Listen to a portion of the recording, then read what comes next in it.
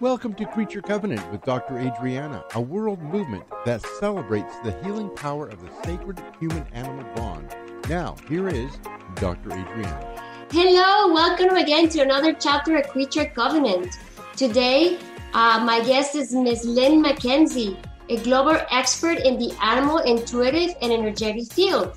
With her expertise in animal communication and intuitive healing, she has helped over 100,000 clients in 52 countries. Since the early 1990s, Lynn has been a highly sought-after guest featured in contributing to numerous publications, and she has been a guest on multiple TV shows. As well, she was also offered a role in a TV show. Lynn, welcome. I'm so happy to see you, to have the opportunity to interview you here in Creature Covenant. I'm honored with your presence. Welcome. Thank you so much, Adriana. It's my pleasure, and I love to talk about this. This is my passion, so I'm always happy to talk about it. Awesome. Well, Lynn, please, for everybody who is not aware of your work, where did you come from? What is your background? And how did you discover that you had this gift? Yeah, it's kind of interesting because, I was working in real estate of all things, and my education is in business, and but I grew up, I was really born, I came out of the womb literally loving animals, which I talk about in my book. And, I always, and we didn't even have any animals in the house. My parents weren't quite as strong animal lovers as I were. They love animals, but they just thought it was too much work or whatever. So I collected tadpoles and had them grow into frogs. And I did everything I could, whether that was a good thing or not, it remains to be seen. But I wouldn't stop talking about animals that we saw on, once we saw a bunny that had been killed on the road. And I talked about it for like a year. I wanted to know all the details about where its mother and father and sister were, where it's, where it was now and all of this stuff, so I really was born loving animals and really feeling connected to them. And then I got involved in horses, which really, made that explode, because horses are so phenomenal as far as what they offer us and what they teach us and what we absorb from them, etc. So then, came real life where I had to go to school, and I wanted to go to school to be a vet or something along those lines. But, when I was in school, I could have handled the biology and the chemistry. I couldn't deal with the physics. I mean, I don't know. The teacher I had for physics was just nasty. I just couldn't grasp it. So I just decided that wasn't for me. And I went another direction and was doing very well, but knew I wasn't fulfilled at a soul level. So I started embarking on a career, first of all, as a spiritual psychotherapist. And during that training, I really got, a big education in metaphysics and healing and intuitive arts. The school I went to was called the Transformational Arts College. And through all of that, I became so interested in the energetics and all of that. So I studied and studied and studied that. And my goal initially was to create a business for helping people. And I was trying, and it was, it was coming along. I was still doing real estate at the time. And then somehow I heard about this training for animal communication training. And I went and I took it. And then just like my career just took off. It was like a life of its own. It was orchestrated by other than the physical realm, and that is when, so I started helping people with their animals and understand their animals better and that kind of a thing, and did some healing work and taught them exercises they could do with their animals as well. And then over the years, it's been like something like 27 years now, or 26 or 27 years now that I've been doing this. And mostly now I'm dedicated to helping people awaken their abilities, because I believe we all have the gifts. It's just all of our gifts are different, because it's just like we're like snowflakes. Each of us comes into this world with so many different, with a different soul's divine mission, with with different, and they live in a different environment. They have different experiences, different educations, different, everything's different about us even before we come into this world, So my goal is to help people awaken to that. And really, I call it a path of mastery of the soul. So it's really about personal transformation, spiritual development, and just mastering the gifts and activating and acknowledging the gifts that you came in with and finding a way to really open them up and do whatever good it is you're here to do with those gifts. Oh, absolutely. And with Creature Covenant, we believe that the healing power of the human-animal bond. And a lot of times when we have pets, as pet owners, animal lovers, admirers of the animal kingdom, we see them with the beauty that they have. If we have pets, we know how to interpret their needs, like they need to go out for a walk, or they're hungry. We learn to fulfill their needs, but it seems like we're missing out in so much because we're not able to really fully understand and communicate at a much deeper level, right? Yeah, and I truly believe one of my philosophies is that the animals are keepers of our soul's divine mission. So it's going, that's going pretty deep. But I truly believe that for those of us who love animals anyhow, it's in learning more about them and how to help them, we are then in turn finding a way to awaken ourselves. And, it's quite amazing how when we deepen that bond, how it's not only just absolutely amazing for the animals, but it's really, it's absolutely amazing for the humans too. And, I want to share one little thing because I've meant to write this down yesterday. My father, who's 90, fell and broke his hip. Oh. And which is really bad. And when he had the surgery with all the anesthetic, dementia kicked in. And I've got no experience with this. I knew nothing about this. Like somehow the anesthetic kicked off really bad dementia. And so so he's in the hospital and he loves animals. And we Zoom with him because of COVID. They're not allowing anyone in, but I always hold my phone up to the Zoom screen and show him pictures of my dog, or I hold my dog up because she's small, and we show him pictures of other animals. And, yesterday, when we first got on the Zoom, and this is coming from somebody who loves animals, but has never, talk this way. And, I was showing him my dog or a picture of a dog. And he goes, you know what the problem is? He said, the problem for animals is when they don't get the right people. And I was like, yeah. How profound is that? Right. I mean, he's in delirium basically, and he still was able to come forth with that. And I thought, that is so right. I've never heard it said exactly that way, but yes.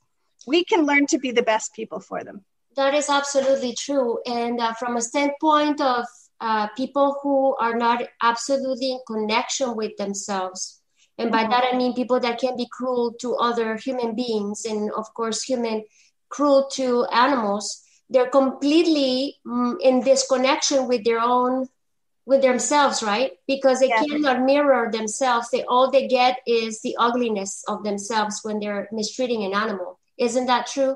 Yeah, 100%. There's, and what's so interesting about it is the animals don't judge people as much as the humans do. Yeah. The animal, no matter how anyone treats an animal, the animals are always willing to give them another chance and to give them that opportunity to grow. I've noticed, you know what I mean? They're very innocent, and not that I'm saying it's right to do any of that. It's horrific, but yeah, the animals are just, they teach us. And when someone's completely misaligned or, out of alignment or just completely messed up within, it shows in how they treat others, human and animal. And I truly believe if someone, would hurt one, they would clearly hurt another. If you'd hurt any living being, really, you're kind of, it could transfer to others. It's like there's that empathy, that compassion, and all of that. And I think it's so important that we, do our best to work toward that place of compassion. One of my other philosophies is that all living beings are sentient beings, and they're equal. I don't believe one is higher than the other. And I believe that they all have divine wisdom to share with humanity. And I think it's our job to listen up and take note. And I feel like those souls that unfortunately don't have that wisdom yet, they're in a process, like each one of us is in a learning process. And at some point or another, each soul gets to that point of learning, right? Everybody, existence is really a school for every soul. Yes, absolutely. It's really amazing to see, and I think it's one of the reasons I'm so passionate about teaching, because I see people come in and then I get to see them have their breakthrough, and it's not always easy to, like, any huge amount of growth usually takes some kind of, discomfort on our parts, staying the same. And, just it's in any part of life, but staying the same is easiest always. But we don't get to learn and grow and experience all this amazing wonder and magic that we can learn if we decide to really step up on that growth path. And the animals are learning the philosophies, understanding, that they all have this divine wisdom to share, and then opening ourselves up to it. I just love seeing the students. Like, I have students come in who know nothing about this, and then at the other end, they're like channeling divine messages from spirit, and it's just so rewarding to see how they progress and how they open, with the help of the animals, of course. That is wonderful. And it's so good to know that we all have that potential. We all have that potential to be able to connect with other creatures if we're just willing and open to experience it, right? It's like an open channel is a channel that we just have to be willing to open so that we can allow that interaction, correct? Yeah, 100%. Yeah. Wonderful, wonderful. Lynn, I would like for you to share some of your most, or one, or as many as you want, experiences or examples of this healing process, of this almost to miracles that you have witnessed with the interactions of people and their pets or animals, or your own experiences. Yeah, there's so many. Well, I think I'll begin, first of all, by saying that it was a dog that I got in 1993. He was a golden retriever named Jigs that really, he was the catalyst for me behind this entire career change. At the time, I didn't know it was a career change, but new way of, I didn't even know this career existed. Let's put it that way. When I got Jigs, I didn't know this was a career or could be a career, and I've certainly turned it into a very, very good career. But Jigs came to me. I got him in 1993, and he was, a sweet dog. I got him from a good breeder who had, all his dogs. He worked for Canine Vision in Canada, in Ontario, which was the seeing eye dogs. He trained seeing eye dogs. So this guy knew everything about training dogs. And all his dogs had their CD and their CDX, which is like obedience training, like advanced obedience training, both in Canada and the US. And he did field trials with them. And he anything you could do, he did with them. So he was very, up on all this stuff. And he was a really good breeder. Somehow, but he asked me to feed my dog this certain food because he said, this is what he eats. And then my vet initially said, that's not a good food. You should feed him this food. Well, anyways, he ended up he ended up being really sick within 2 weeks of getting him. And he wasn't dying, but he was in a lot of discomfort. And, I kept trying and trying and trying, I'd go to the vet the food. Anyways, I sort of am not for commercial food. Let's just put it that way. Now I'm against commercial food. I'm more interested. I think it's really, really important that you give them the proper diet that's, got all the right nutrients and everything. But it's kind of like, I think of commercial food as eating at McDonald's every day for us. Excuse me. My allergies are acting up a bit, so I might be a little funny with this. But anyhow, I kept taking him in, and he kept getting more medicines, and nothing was helping him. And finally, I just kind of got this bonk over the head, like, I'm going to have to do something more, concrete to help him. So I ended up finding a holistic vet who lived quite a ways out of town, and I drove out with him, and she looked at me and said, if you don't get this under control, he could die by the age of 6. So she gave me lots of ideas, and I went home and, I started doing everything I could do. I took him to a chiropractor. I had him on supplements. I changed up his diet, and we did all kinds of things. And, he turned into the most healthy specimen of a dog. He lived to 14 and a half. Wow. And at 10, he looked younger than most people's 5-year-old Goldens, because we hiked a lot, and, he glowed. His skin looked like, we moved to Arizona, and in the sunlight, it looked like his hair had gold in it, like real gold. It was glistening in the sun. He turned into this healthy specimen. When I finally went to my one vet asked, he was really into raw, and I kind of had resisted it because I thought, how am I going to do this? Anyways, I ended up doing it. He lost all of his excess weight. His fatty lipomas went away. Everything. He just looked like this epitome of health. But during the time I had Jigs, and before we moved to Arizona, I was in another training, and I ended up hearing about animal communication training. And I'm like, what? I'd never even heard of it. And I'm like, this is for me. I have to do it. And I did it at the first available class they had. The girl was actually Canadian, but coming up from Arizona, interestingly enough. And I took her training, and it just took off from there. And then I went down and trained with Penelope Smith, who's one of the pioneers in the field. And she was in Marin County at the time. And, it's just been, so then I combined the communication with the healing work that I learned for people, like the energy healing modalities. And I combined them together and started doing that with animals. And it was really Jigs who put me into it. And I literally trained for probably over 10 years, because my mom always used to say that my dad, I have a very small family, and I talk to my mother a lot.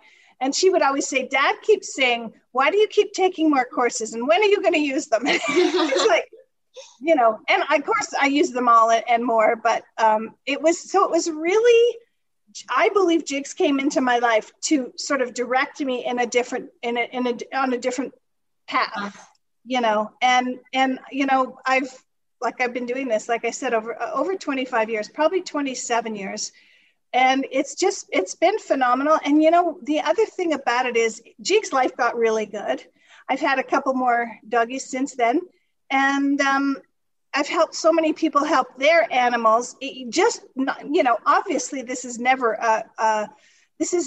a substitute for veterinary medicine. And I have to drill that into my students all the time. And we don't diagnose or anything like that, but we can help. I've had situations where I have seen animals turn around 180, and go in the other direction, whether it's emotionally, mentally, physically, and, and I've worked a lot with people with veterinarians. One story comes to mind that I wouldn't mind sharing if you want to hear it. Of course.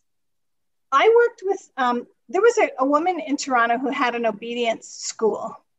So, and she did some of my trainings, and I did training at her school. She had me come and do in-person training, which in those days, that was more common. Now it's all seems to be virtual, because my students are in every country in the world pretty much. And so I got to know a lot of her clients and friends and things like that. And one of her clients had a bunch of dogs, a real lot of dogs. They lived on a farm. They were into, they did obedience. They all did agility. This girl she performed with her dogs, the girl that owned the clinic. She was in a thing called Super Dogs. They went all over and performed, and her dogs were just the happiest. She cared so much for her dogs, and they were the happiest. They did so much fun stuff. It was the best life for a dog you could have.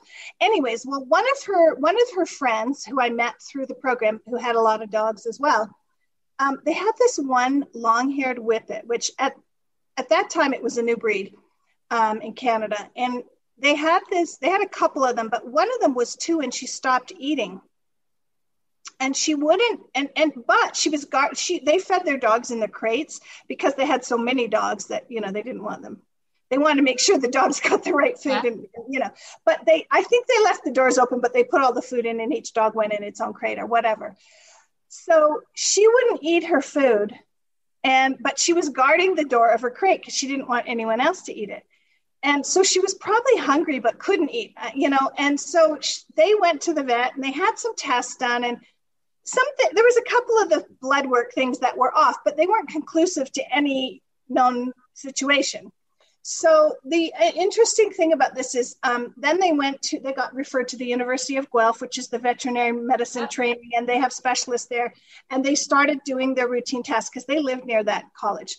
So they started going through all the tests, and incrementally. They're not going to start off with the most expensive test or whatever, but they kept testing them and offering new situations. And this dog still wouldn't eat. And one day she said to them, I am going to call my animal intuitive. And they just thought she was off her rock. Like, right, that'll really help. We've got 10 experts here working on this case. But you know what? The dog's name was Ocean, and I have permission to share the actual real name. Sometimes they change names in stories, but I have permission for them. And I mentioned her in my book.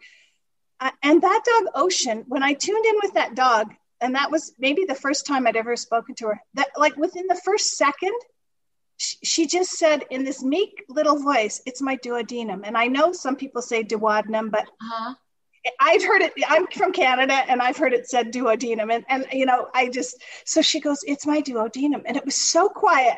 And so and that was it, end of story. And I'm like, this was the first time, because this was a long time ago. This was way back in the early days.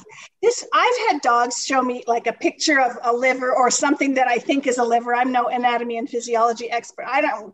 So, and funny enough, the dog, I kept saying, give me some more. And she's like, "It's my duodenum. It's my duodenum," and I'm like, So I'm thinking this is really scary, because how could one thing out of how many parts could be a dog, right? I don't even know, but how could one thing come forward like that? So, oh no, I'm sorry about this. Let me just hit I got this new phone and it keeps doing stuff. No worries. I got a new home line.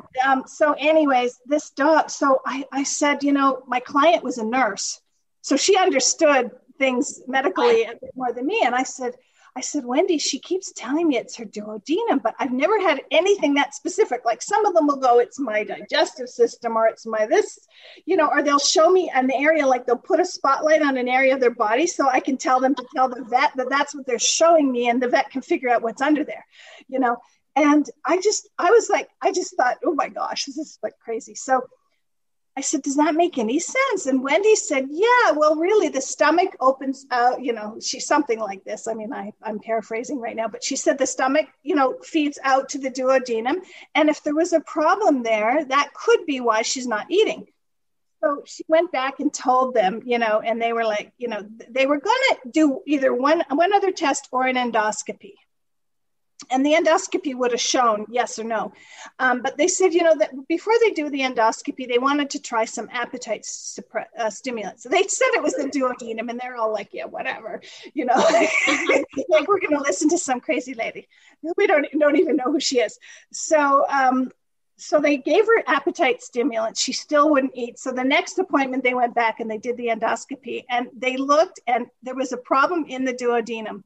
And it was like, now, I'm not saying all dogs can tell you with that much specificity, and I'm not saying that all people who are connecting with those dogs would be able to receive that with that specificity. But this was like a really amazing story. And I mean, what she had was some kind of bacteria there that usually only humans get, not dogs.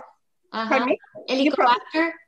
Probably. Yeah. So they knew exactly what to do for her. And I mean, as soon as they saw it, they go, "What was that girl's name?" Because they were kind of interested, and does she teach this to others? Because they, so she had to go on some special medicine for it. And weirdly enough, they put her on a diet of kangaroo for whatever reason. That's what she had to eat. Because when Wendy was sending me the message back, it was like, "You were right." And now she has to eat kangaroo. And we were all like, kangaroo. I don't know why that was, but that's what they put her on, a food made out of kangaroo. Sorry to all the Australians out there. Oh my God, yeah. But a completely different type of protein. Yeah, very impressive. I mean, and there's multiple. I'm sure that you have multiple stories just like this one. Animals communicating what's wrong with them. And a lot of times, they're also reflecting back on us, right? Like, why sometimes they might be suffering from an illness, but really what's happening is they're actually showing us that there's something wrong with ourselves, right? Yep. I've had multiple situations over the years where I've worked with animals that have actually absorbed cancer from a child, like where I had one client years and years ago, and I don't remember the specifics exactly, but it was like, I think, another golden retriever. And they had a child that was like maybe 1.5 or 2, and the dog got lymphoma, and it was somehow, I don't know how they cure it. You would know that, but they got the dog into remission with the lymphoma, the golden retriever. And then the dog got lymphoma again and passed because they couldn't get it under control. And within something like 6 months of that, the 2-year-old got lymphoma. Wow. And I've had a situation like that in Italy where a flight attendant used to leave her dog with her mother when she had to go travel a lot. They kind of shared her dog, Cocker Spaniel, I believe. I wrote it in my book as a different breed because I couldn't reconnect with her. It was so long ago. But the mother was a grandmother. So the woman who owned the dog, it was her niece, was coming to visit the grandmother while the dog was there. And she was in remission she just had chemo from her brain cancer tumor. And she was with the dog for the whole time. The flight attendant was traveling. Then she came and picked up her dog, and the little girl went home and she got tested and she was in remission. And all of a sudden the dog had a tumor on his brain. I think it was her female. And it was benign though, and they operated safely and, got it out with any problem. But there's stuff like that. And then there's a ton of the other emotional, like I have a great story about a racehorse, if you want to hear it. I don't know. Of course. Oh my gosh. I'm trying to think of some different ones to give people different examples of what this work can do. So I had a client with a racehorse, and I mean, a lot of people, I've dealt with a number of people in the racing world who are very compassionate and very nice, and not what people typically think about the racing world. They wouldn't even let me mention the racing world in my book because I thought people think, negative things about it, because a lot of not so great stuff happens there because it's more, the people are more into the money, some of them. But I have a veterinarian client who only works at the track, and she's the most phenomenal, amazing, compassionate human being you could find.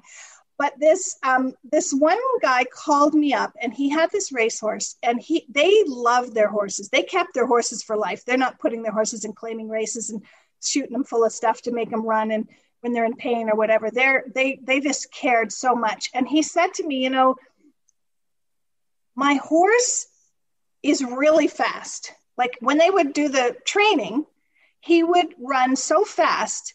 And then when it came time to the races, he wouldn't run fast. And they wanted me to know, like he wouldn't win. He'd be at the end by a long shot, instead of, he should have been at the front by a long shot because of his speed. But whenever he went to the race, to a real race, he didn't run his normal speed. So he said to me, he has a home with us no matter what forever. We're not getting rid of this horse. But he said, basically, we need to find out, like, does he want to race? Which I asked him, and he was very strong about yes, that he did, but he wanted some changes. And he actually told me that he got so nervous in the starting gate that he used up 3/4 of his energy in the starting gate on race day because there was so much like hoopla going on. Like, I mean, sure, they practice in the starting gates too. I don't think they just spring it on them on the day of the race, but somehow that frenetic energy about a race day and at the track, and this horse was running in New York and state. And so the horse told me in very specific terms, I need this, I need that, I need the jockey to do this, I need the jockey to think that. And he suggested some exercises. So I told his people about some energy things they could do for the horse. I spoke to the horse, I heard what he had to say, and he had some specific messages for the jockey.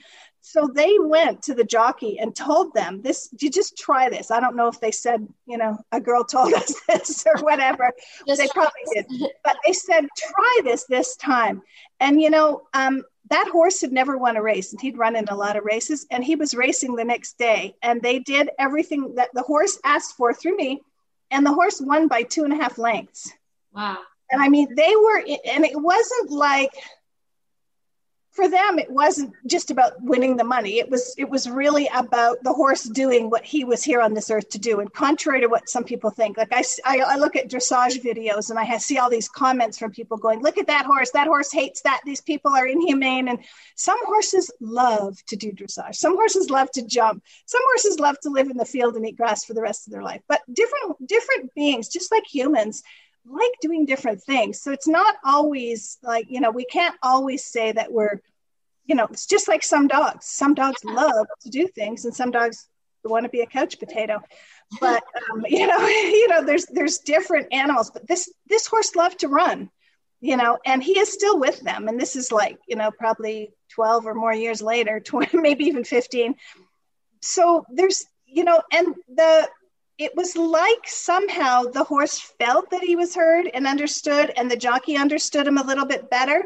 And I can't even remember the specifics of it all right now, but it was certain things to do when he was in the gate and, waiting and all of that. And the horse didn't get all wound up the same way he normally did. And it was kind of like a miracle that it came like that. I've had similar stories with dogs,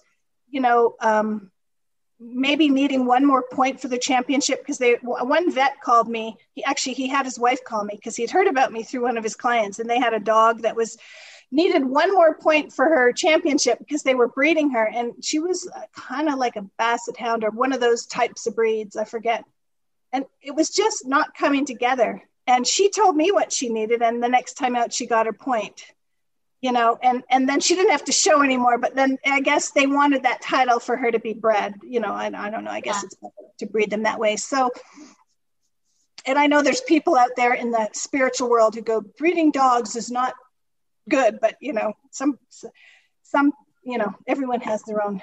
I feel like it depends on what the purpose of your true purpose is when you're doing it, right? Is it just for the money and get the money out that you can from an animal, or is it for the love of maintaining a certain breed or bloodline or a special DNA that you want to perpetuate, right? Yes. And I agree. Like, I would never want to see people just breeding for the money. And I mean, there are people like that, those puppy mills and stuff that don't even look after their animals. This family was, he was a vet and they loved their breed, and that was their life, that breed, and, making the best dogs possible for that breed kind of thing. But yeah, it's amazing what the animals teach and share. And I mean, it's phenomenal. I mean, absolutely. I mean, we have plenty of examples of the animals in therapy, right? The use of animals in therapy as therapy, pet companions, or how they can help somebody that's handicapped or somebody that suffers of mental illness or PTSD. I mean, in the amazing connection that people will develop with these animals and how they heal, the transformation of the human soul just because of that relationship. And it's something that sometimes people cannot get with each other because we are not so connected in reality. There is so much communication, but in the end, we're not connected. And that's something that animals, teach us so much. Yeah, it's amazing. And, one thing I didn't share was, when I got horse crazy, I bought my own horse. My parents kept telling me I couldn't because I lived in the city, but I got a job and I saved up every penny I had. I wasn't even 16 yet. And I bought a horse and I paid for her board and everything. I had her at a place kind of close to the city, but out of town, of course. And the horses, I just think horses are some of the biggest healers. All animals absolutely can be, but horses, they make you, you have to be authentic with horses, like that's more than any other breed, species, probably. And I spent a lot of time riding out on the trails with my horse, and I've shown horses, and I've had a total of 4 horses in my life that I had these huge bonds and partnerships with. And I just think that, I think it's horses that help to develop my psychic intuitive gifts, truly. Because horses, the way they communicate, it's like a wind that goes through the herd, like when one horse, like they'll all be grazing, the wild horses or something, and maybe the lead mare will be watching for dangers or whatever. And if something happens, it literally goes through the herd like a wind, and they're all running. Like, the last half of the pack may not even know what they're running from, but they know that it's important that they run, So, so I believe that horses teach us that way. And I just see so many phenomenal things happening for the world in general, just from what horses bring to us as individuals, and to animals in general, really. Even dogs and cats. I mean, cats are very different in their healing with people and and other animals, but they still have their own brand. It's just a different kind of a thing than maybe a dog or a horse. I feel like horses teach us how to be resilient, strong, persistent, goal seekers. I mean, it kind of brings that to me, that kind of an energy too. And at the same time, you can sit there with your horse and have this very intimate moment without really saying much. It's like you're one whole. I feel like that connection exists a lot with horses. And that's why I feel like they're so good for therapy. Yeah, there's one great book. I don't know if you've ever read it. It's called The Trhough of Equus. Have you read that? No. It's spelled T-A-O, The Trhough of Equus. It's written by a woman named Linda Kohanov. And I highly recommend it. She's written quite a number of books. And she has such an interesting story. And I went and did a workshop with her back in 2002 after reading her book. And what's so neat about it is that she bought, I'm going to tell you from my memory because I read the book before 2002, but she basically bought this beautiful Arabian horse to compete in endurance on. And the horse had something happen, like some kind of injury or something. And the only way she would ever be able to ride and compete in endurance on that horse again was if the horse had surgery. So she had it, checked out probably by a couple of vets and had it all scheduled for surgery. And a couple of days before, or even the night before, she had this serious, strong dream about not getting the surgery. Like, it was so strong that she decided to not get the surgery. And instead of doing endurance, she put her horse out in the pasture and like hung out in the pasture with the horse, like would go up there and lay down and whatever, just to hang out for a long time. And the things that happened as a result of that for her and what she learned and what the horse taught her, it created her whole career, because she started offering equine assisted,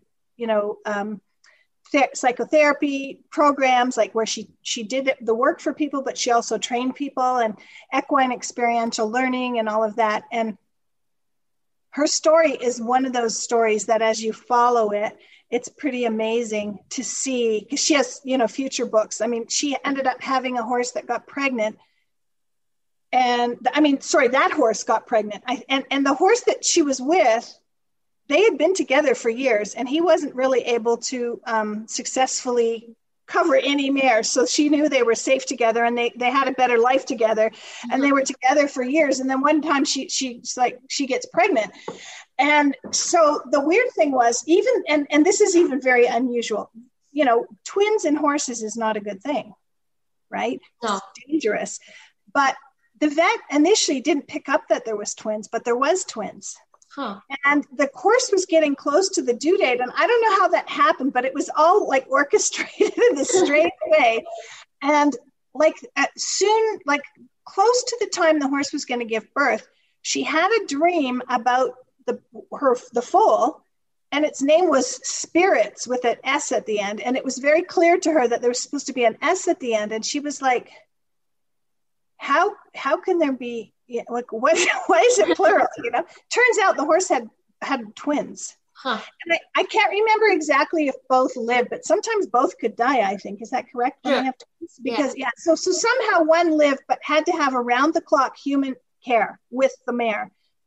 And I can't remember all the details, but one of my friends is one of the people who was in that around the clock care, because she happened to be down there. And certain people would go, okay, I'll do 10 p.m. till 2 a.m. and someone else would come in at 2 a.m. Very intense. Yeah. Well, the horse lived. I can't even remember if the mare lived, but I'm 99% sure she did. But for some reason, the humans had to be there to keep it warm and to get it feeding and hand feed it, whatever they do. And the horse lived. And I mean, the whole story is so phenomenal. And it's like all these miracles happened. And, it's worth a read if you like that kind of stuff. Oh, absolutely. I'm definitely looking forward to. Lynn, there's one more thing that I would like for us to focus right now, and that would be the afterlife and what happens when pets passed away, or when we unfortunately have to decide that is their time because they're suffering because of illness. And I see a lot that with clients that they feel guilty because they have to make this decision, or there's some more sadness in their hearts, and it's very difficult, and it's almost more difficult sometimes than losing a human being. When I hear these stories, with the people that are listening, and if they have experienced this personally, what can you tell us about what happens at that time with animals that are in that process? Do they know that they're going to die, or are they ready? How do they take death? And what happens after? Yes, that's great. I'm glad we're talking about that. That somehow ended up being one of my, without even meaning to, this was the area that sort of became my specialty. It was all sort of orchestrated. And here's what I found is that in talking with, thousands and thousands of animals, tuning in, communing, whatever you want to call it, I have never found that an animal would ever want us to feel guilt for making a decision that's in their best interest.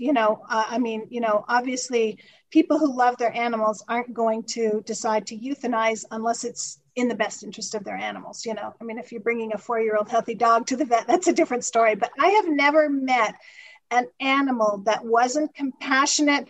And so what they show me is what they feel from their people is what's in their heart.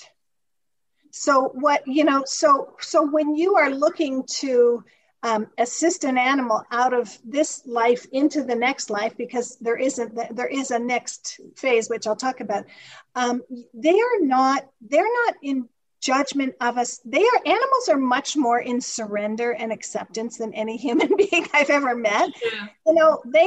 You'll see a dog go blind, and next thing you know, they're fine and they're maneuvering around the house. Like my friend looked after someone's dog once that was blind, and she said, if they didn't tell me he was blind, I would not have known it, because he didn't act blind. You know what I mean? And they just tend to, or they lose their hearing or whatever it is. They tend to be in surrender. And they really, I believe, are here to teach us about the circle of life, the life, the death, and the rebirth. I believe it just kind of goes around. So what I have noticed is, and I was there when my golden retriever had to be euthanized. And it was because he was 14 and a half, and he had a tumor come out in his ear. It was almost like a golf ball in the inside of his ear that almost popped up overnight. Yeah. And the vet's like, there's no way this popped up overnight. And I'm like, there's no way it was there, because I touch his head every day. Like it just popped up.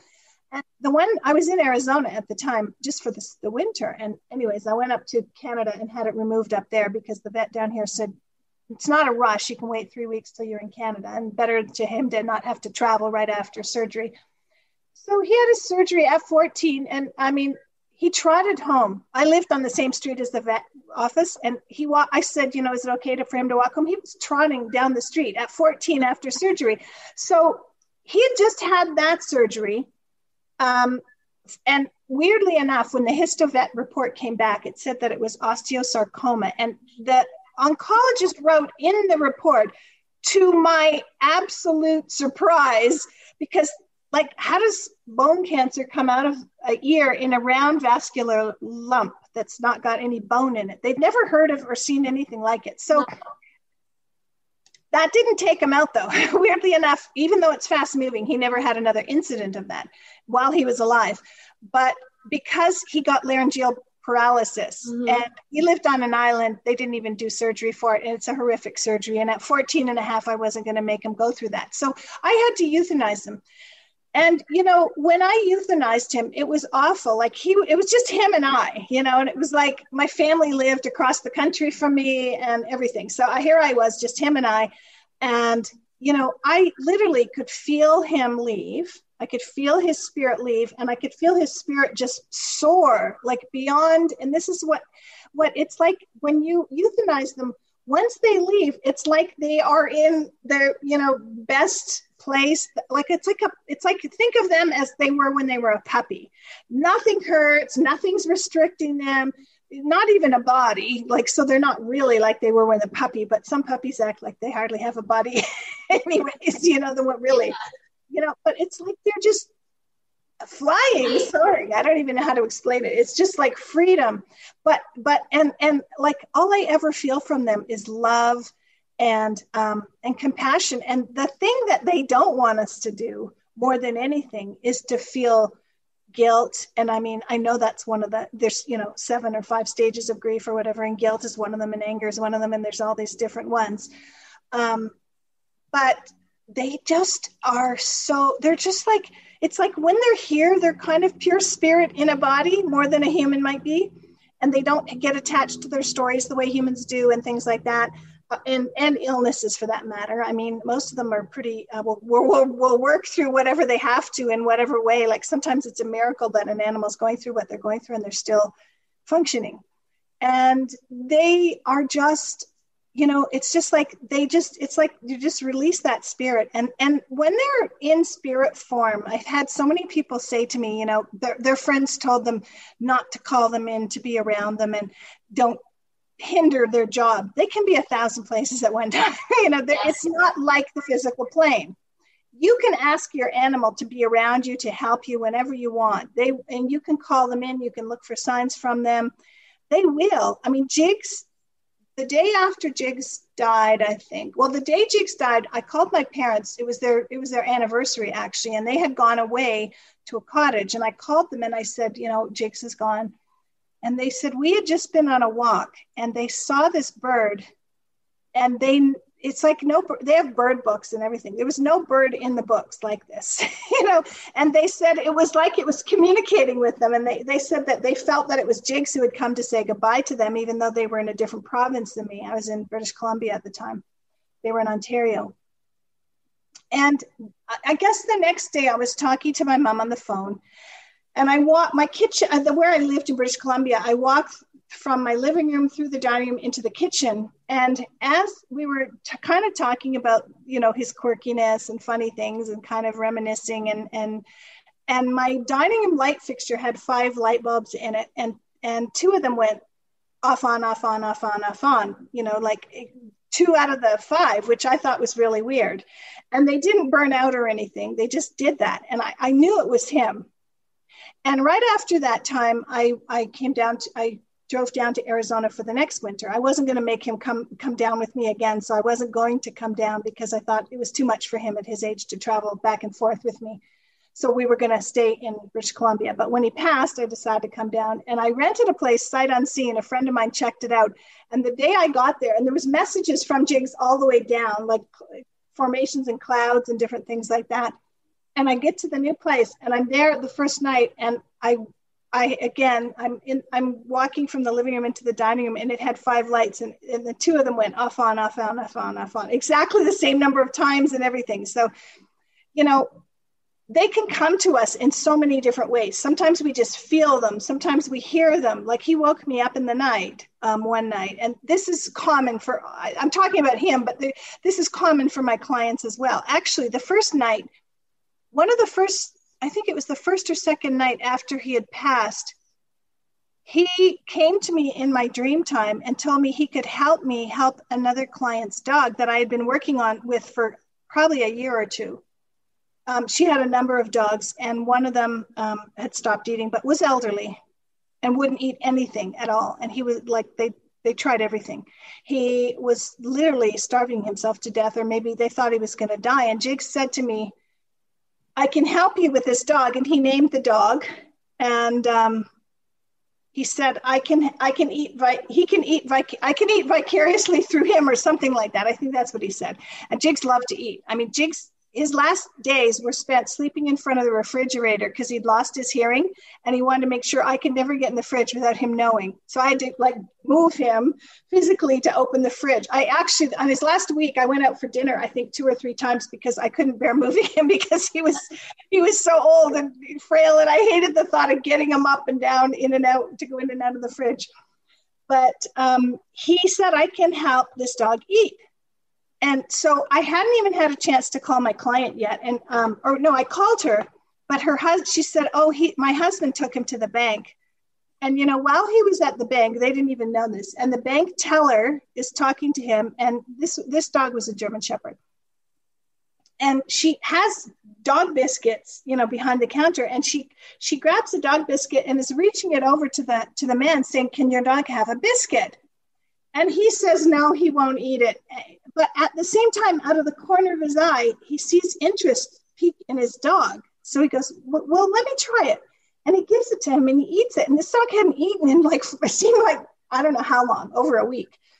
And he hands him the bone and he eats it. So he goes, oh my God, my dog's got a problem. Can I have more? And she just kept feeding him, giving him bones, and he kept feeding him. He came running home and to tell his wife, oh my gosh, he ate. And she goes, well, Lynn phoned and Jake said that he was going to help him eat because that was Jake's favorite thing. So, all kinds of interesting miracles and things can happen. But the thing is that the love that we share with our animals never ends with the ending of the physical. That continues on. And when we can learn to tap into that and really understand how it works and have experiences with that, it makes the whole process so much easier than it otherwise could be, because it can devastate someone and, almost, ruin their lives. And it doesn't, that connection doesn't have to end, but it's a different thing. It's not the same as when they're with you, but having that connection with them and feeling it in our hearts is very healing for us.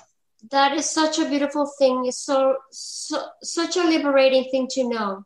And I feel like a lot of people that have to take even therapy to be able to deal with the grief. Mm-hmm. I feel like it is very important to know this. And if the people that are listening, if you know of somebody that's suffering because of the loss of an animal, I encourage them to share this interview, because I feel like it's so good to know that the love that you experience from your animal doesn't die the moment that they're passed on. They will continue to surround you, and you just have to keep that door open because they're right there for you, regardless of their physical presence. Yeah, absolutely. And, when we learn that, the peace that it brings to us, I have had so many people tell me, this happened over many, many decades now, is that the peace that they feel once they connect with their animal that way, whether it's through me or whether they learn to do it for themselves, which is my number one thing. I would love it if everybody in the world could learn this, in a big way, because it's how it just brings peace. It makes us understand the universe and all of life and how everything works and the interconnectedness of everything, and how love does not end with the ending of the physical. It continues on, but it's a different way, but it's not as bad when we understand it and we can accept it. And we have that peace and that feeling of love within that is absolutely, it just makes our lives better. Well, I wish I had more time to share your stories, but I feel like anybody can get in touch with you. How would they be finding you? I know that you offer courses. You're helping a lot of people, have helped a lot of people in connecting with their animals. If there's anybody interested in knowing more about how they can communicate with their animals, help other people, how can they get in touch with you? Well, there's a couple of ways. On my website is lynnmckenzie.com, and that's Lynn with 2 N's and Mackenzie with an MC. And I don't know if you can put the link somewhere, but on that homepage, if you look up in the very top right-hand corner, there's a red tab that says free training. So there's, anybody listening can get this free training there, which is, like a mini training. I also have a free 90-minute webinar. It's like a masterclass. And that can be found at animalenergycertification.com. So that's Animal Energy. Animal Energy is my trademarked healing brand. So animalenergycertification.com. And then I'm on Facebook at Animal Alchemy. I'm on YouTube under, I think it's Lynn Mc Kenzie, Animal Communicator. I'm on quite a few places, but those first two are probably the easiest. And then from there, they can find their other ways. That's so wonderful. I'm so honored by your presence today. And I know that there will be a book coming from you. Oh, yes. Can you share the title? Is that okay? Yes. Yeah, so my book comes out in May with Llewellyn worldwide, and it's called Bark, Neigh, Meow, Awaken to the Transformative Power of Your Companion Animal. Awaken. It's like such a long title. Awaken to the transformative power of your animal companion and activate your soul's divine mission. I think that's what it is, or your soul's highest, whatever. I forget the exact part, but it's basically about how our animals help us awaken to our highest callings. That is so beautiful. I'm so looking forward to read your book. And I invite everybody listening to share this interview and to get your book when it's out. Hopefully you're interested in learning this animal communication skills. You already heard Lynn.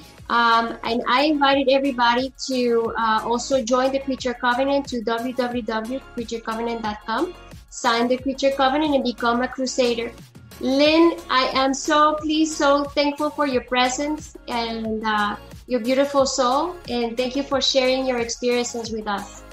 Thank you. Same to you, Adriana. It's been a pleasure to be with you and to help put your mission out into the world in a greater way. Thank you so much. Much blessings. Thank you.